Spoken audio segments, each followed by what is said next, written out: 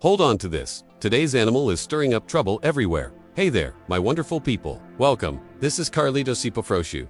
The name is funny. I know, but the only thing loose here is the vine, because my stories stay firm. This is Animal Gossip, the place where we uncover all the drama of the animal kingdom. If you like a good story, go ahead and subscribe, you creature. It's free and painless. Today, I am going to tell you about an animal that looks like it got dressed in the dark and went out anyway. I'm talking about the African wild dog, also known as Mabeco, the painted dog, or the dog that looks like it ran through an art store during an earthquake. I'm telling you, this animal is built different. Now, let's talk about this masterpiece of nature. First off, forget everything you think you know about dogs. The African wild dog isn't your neighbor's chihuahua or a golden retriever that plays fetch. This animal is living proof that nature also has a sense of humor. Its scientific name is Lycaon pictus, which literally means painted wolf, and it makes sense. Each one has a unique pattern of black, yellow, white, and brown splotches. It's like they all got a custom paint job. No two are alike. This animal is so stylish, even influencers copy it. And those ears, they look like two giant satellite dishes stuck on its head. They're huge, rounded, and can hear a termite hiccup from a mile away. I'm not even kidding. Those ears help them track down their buddies and, of course, listen in on all the savanna gossip. They have a lean, athletic body, built for running, and I mean running asterisk. These guys are the marathon runners of the African plains. They can run at speeds of over 60 kilometers per hour for long distances. I wish I were like that, but my back won't allow it. A full-grown adult weighs between 20 and 30 kilos, so they're not huge, but don't let their size fool you. They are pure muscle and stamina. And here's a bombshell fact, they only have 4 toes on their front paws, unlike other dogs that have 5. Why? To be lighter and faster, of course. Nature looked at it and said, yeah, leave it like that. Every little detail is designed for efficiency. This isn't an animal, it's a high-performance machine. Now, let's talk about food, because a creature that runs this much has got to be hungry. And oh boy, are they ever. Get ready, we're entering the heavy gossip now. The African wild dog is a carnivore, and not just any carnivore. They are one of the most successful hunters in all of Africa. Their success rate is around 80%. To give you an idea, a lion's success rate is only about 30%. Now that's what I call showing who's boss. So, what's on the menu? They mostly go for medium-sized antelopes like impalas, gazelles, and wildebeest calves. But they're not picky. If it runs, it's potentially lunch. Their hunting strategy is what makes them so incredible. They hunt in packs, using teamwork that would make any sports coach cry with emotion. They don't just run blindly after their prey. They communicate with each other using a series of chirps and squeaks, almost like they're using little radios. One dog might take the lead, while others run alongside, ready to take over when the first one gets tired. It's a perfectly coordinated relay race of doom for the poor antelope. They chase their prey to exhaustion. It's not about a quick sprint, it's about endurance.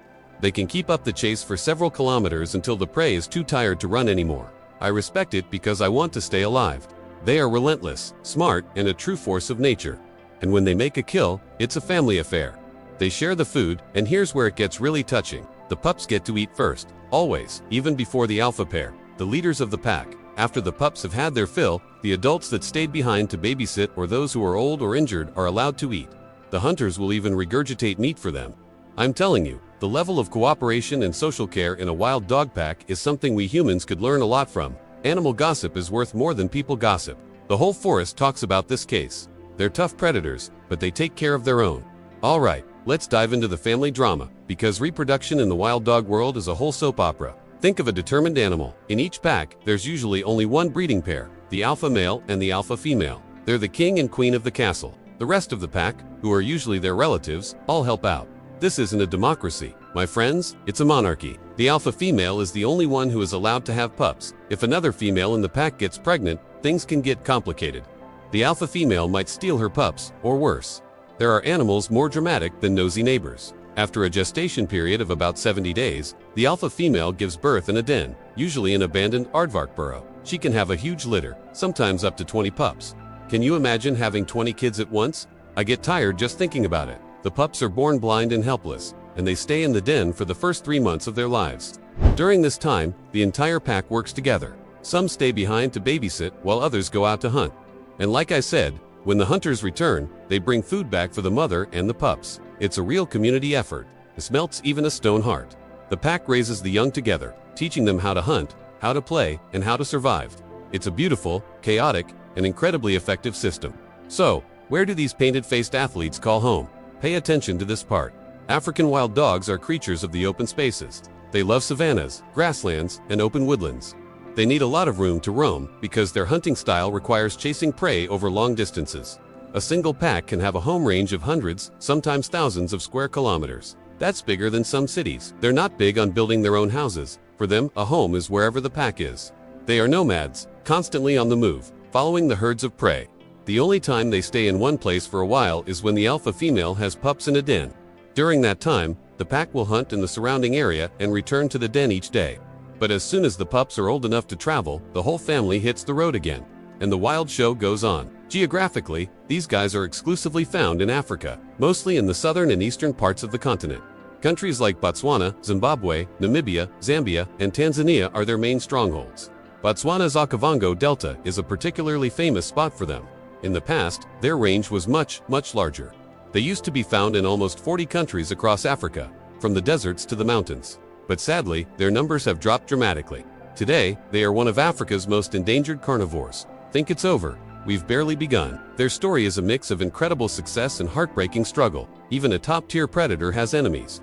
So, who's brave enough to mess with a pack of African wild dogs? Well, their main rivals are lions and spotted hyenas. Lions are bigger and stronger, and they won't hesitate to attack a wild dog if they get the chance. A lone wild dog is no match for a lion. Hyenas are also a major threat. They are notorious for stealing kills from the dogs. After the dogs have done all the hard work of chasing and catching prey, a clan of hyenas might show up and use their numbers and strength to bully the dogs away from their meal. It's the jungle version of a schoolyard fight over lunch money. But the wild dogs are not helpless. Oh no, they are fierce defenders of their pack. If a single hyena tries to cause trouble, the pack will work together to chase it off. They are masters of teamwork, both in hunting and in defense. They'll mob their enemies, biting and snapping until the intruder gets the message and leaves. Against a lion, their best strategy is to run. They can't win a direct fight, so they use their speed and stamina to escape. Look at danger walking in style. Even when they are outmatched, their intelligence and coordination give them a fighting chance. Now let's talk about the biggest threat they face. And sadly, it's not another animal. It's us, humans. This is where the story gets serious. The number one threat to African wild dogs is habitat loss. As human populations grow, farms, roads, and cities expand into the wild spaces these dogs need to survive. Their huge home ranges are getting chopped up into smaller and smaller pieces. This leads to another big problem: conflict with humans. When wild dogs can't find their natural prey, they might occasionally hunt livestock, like goats or cattle. This, of course, makes farmers very angry, and the dogs are often hunted, trapped, or poisoned in retaliation. Disease is another major killer.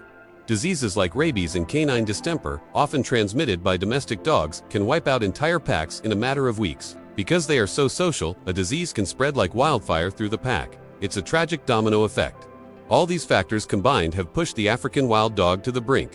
It is estimated that there are fewer than 7,000 of these amazing animals left in the wild.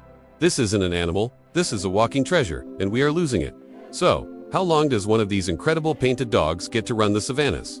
In the wild, their life is intense and often short. If they survive puppyhood, which is the most dangerous time, an African wild dog can live for about 10 to 12 years. That's a good long life for an animal that lives on the edge every single day. The biggest factors affecting their lifespan are, you guessed it, predators, disease, and injuries.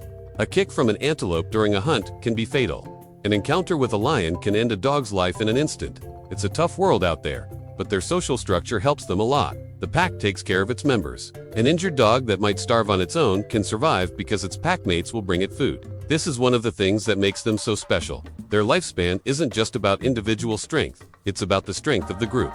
In captivity, without the dangers of predators, and with access to veterinary care, they can live a bit longer, sometimes up to 15 years. But honestly, seeing them run free, with the African dust kicking up behind them, that's where they truly belong. Now you'll see why this animal is so unique. And that's it for today, my friends. The story of the African wild dog, a creature painted by nature's craziest artist, a marathon runner with a heart of gold, and a symbol of teamwork and survival. And remember, this is Carlito Sipafru, always keeping an eye on what nature is up to. If you enjoyed this wild gossip, leave a like before I make you run from an angry ostrich. And subscribe, you creature. It helps our channel grow and brings more stories from this amazing animal kingdom. Comment below which animal you want me to gossip about next. Thanks a bunch, everyone. See you in the next wild adventure.